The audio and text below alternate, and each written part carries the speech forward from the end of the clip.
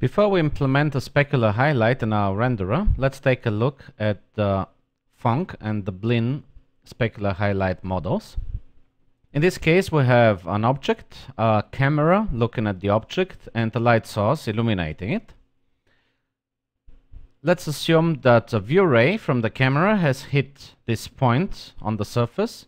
We already know a couple of vectors: the surface normal, the view vector, which is the opposite of the view ray that was used to calculate the intersection point, and the light vector, which connects the surface point with the light source. According to the Fonk specular highlight model, we have to first calculate the reflection vector, which is the mirrored light vector relative to the surface normal, and then calculate the angle to the view vector, because the specular highlight, the intensity of the color in a certain point, is dependent on the angle between the reflection and the view ray.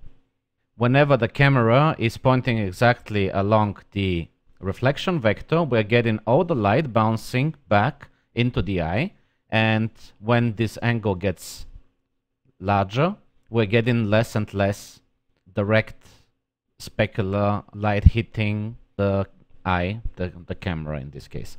This calculation of the reflection vector involves a dot product between the normal and the light vector, plus several multiplications and subtraction, and then the result of the reflection vector is being used in another dot product in order to calculate the angle between the view and the reflection vectors.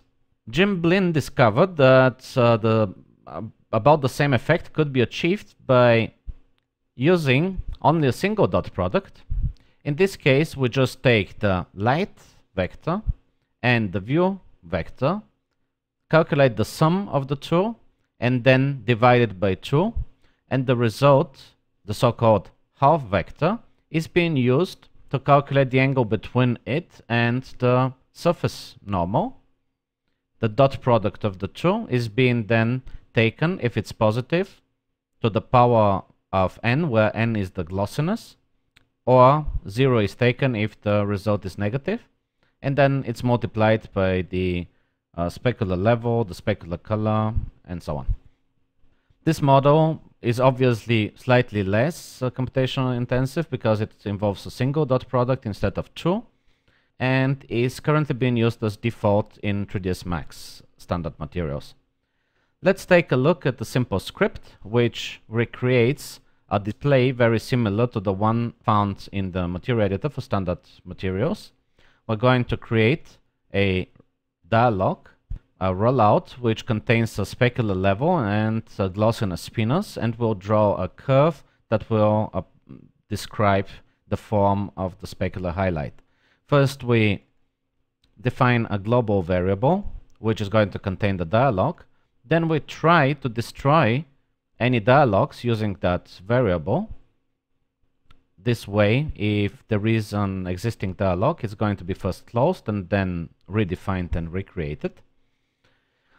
We define a size variable, which gives the number of pixels along X and Y for the size of the bitmap that we're going to use. We can change this number to anything we like.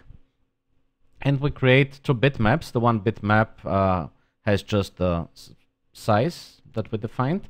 The other one has the same size, but also a background color using 150 for RGB, that's medium gray. We're going to use this gray bitmap to clear the actual bitmap where we're going to draw every time we update the curve. In the rollout, we have the two spinners set to integer type and limited in certain range. And the update curve function is going to be called by the event handlers of the specular level, glossiness, and whenever the dialog is being opened, so we can get the bitmap drawn the first time. Inside the update curve function, we first copy the blank bitmap into the final bitmap, and then we increment